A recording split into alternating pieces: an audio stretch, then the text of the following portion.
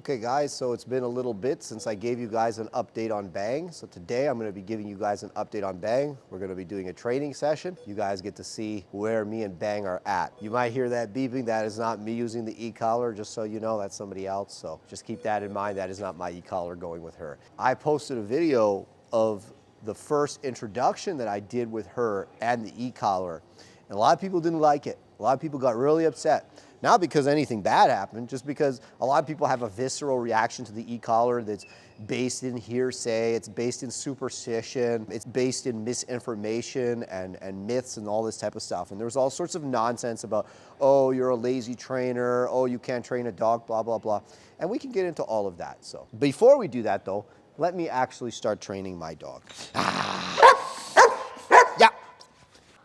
So what I've been working on with her is her just learning how to move her body in the heeling position, because now she has all the fundamentals. Now I'm working on her becoming comfortable in the behavior for duration, right? In the beginning, we just work on the fundamentals, make sure the dog has all the pieces.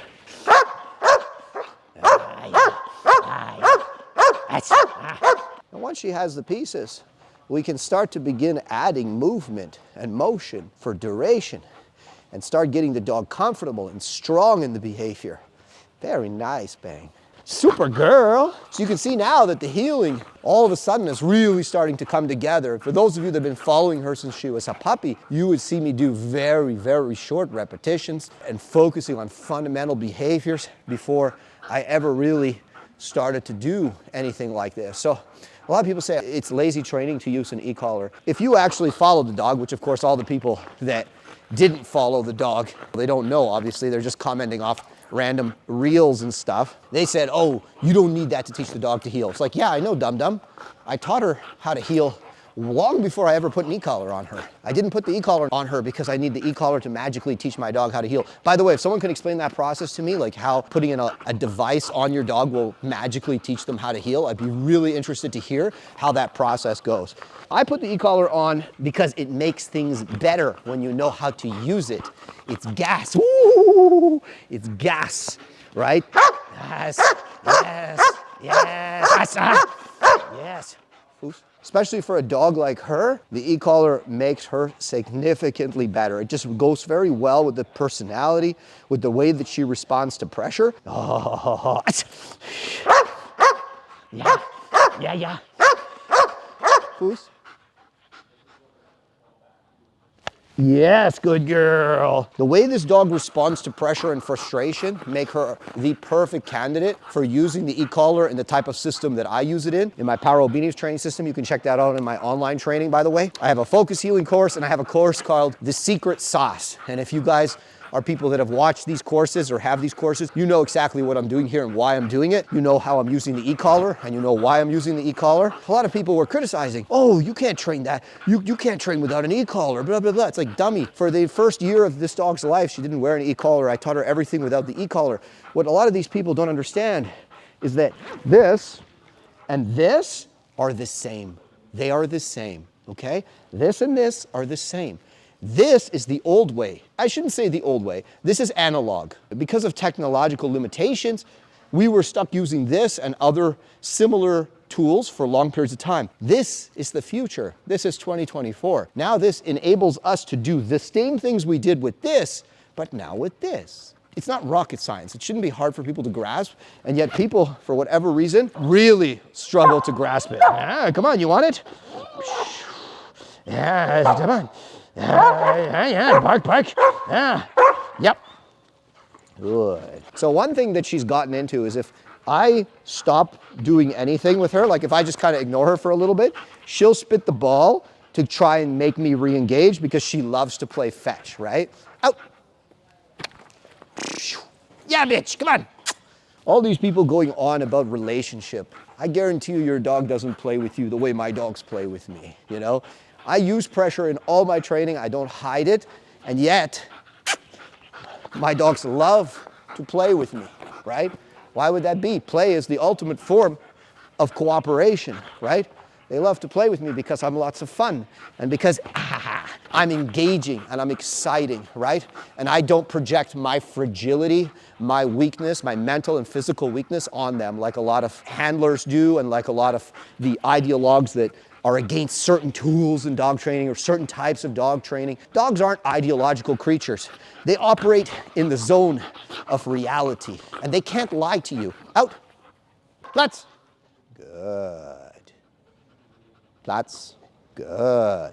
Now you see some pressure here. I will put pressure here. Good. Sit. Good. Shh. Platz. Shh. Yep. The best training balances the natural drive and motivation of the dog and pairs it with a level of obligation, right? You must do it. You have to concentrate. There are rules to the game. That's the best training. That's where you see a dog that's caught between expressing their drive, expressing their joy, but also doing things correctly, not being sloppy, right? And that's what I really like too about the working German Shepherd, is these are dogs that you typically can't bribe them into doing the right thing. There has to be a balanced training approach with these dogs if you want to get the best quality of response. Yeah. Yeah. Sit. Good. She's really coming along. I'm very happy with her progress. Starting to work more on the positions with her. Out. Bark. Yeah. Yes, good girl. Platz. Good girl. Sit. Good. Good. Bark.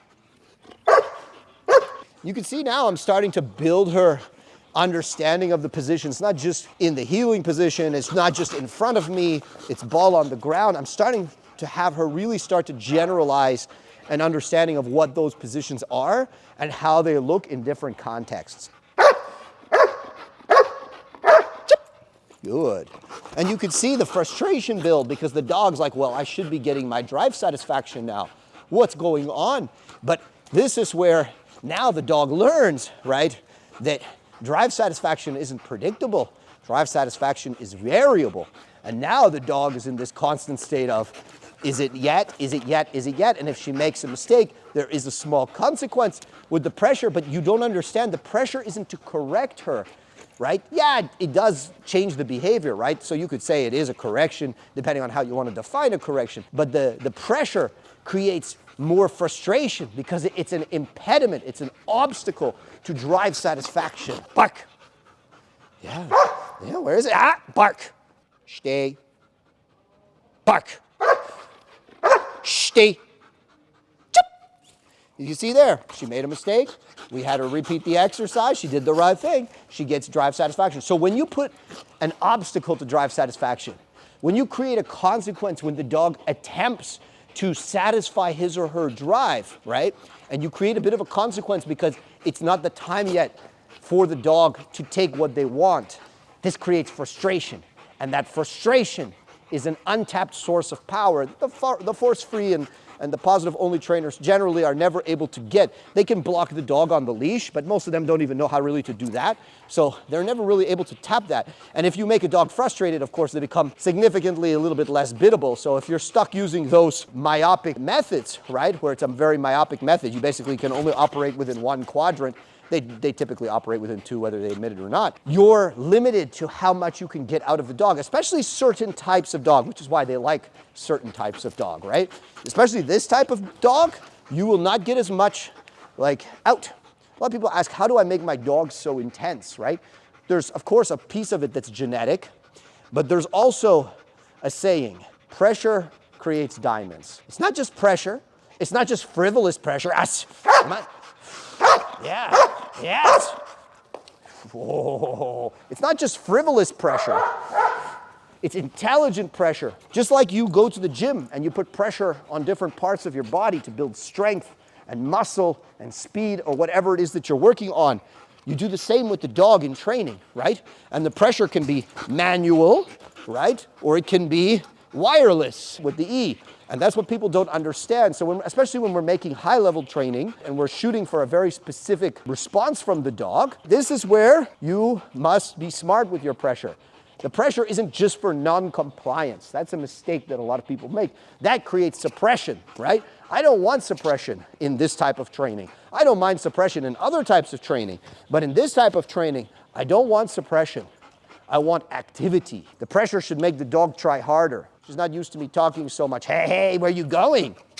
Foos. Good girl. Good. Platz. Oh. Us. Aha. Us. Yes. Good girl. Stay. And I show her different pictures and different possibilities, and I build her repertoire slowly. Out. The other thing, too, that people on the internet struggle with me sometimes, you guys are used to very much seeing finished product. Even if someone's making the training video as if it's like, oh, they're training the dog to do this. They've realistically trained the dog actually to do it before, which is why everything goes so well for them. Generally speaking, people don't put too much raw training on film, and they're not so used to seeing a dog struggle sometimes. They're not used to seeing a dog make mistakes, to be less than perfect. Come on. Come on. Yes, us. Yeah. Yes. I'm building the gas tank too. She's learning to work hard. She's learning to control herself and work hard and achieve drive satisfaction by doing these things, which is why you see her behavior. I'm putting pressure on this dog. She's not a shivering wreck. She's happy. She loves it.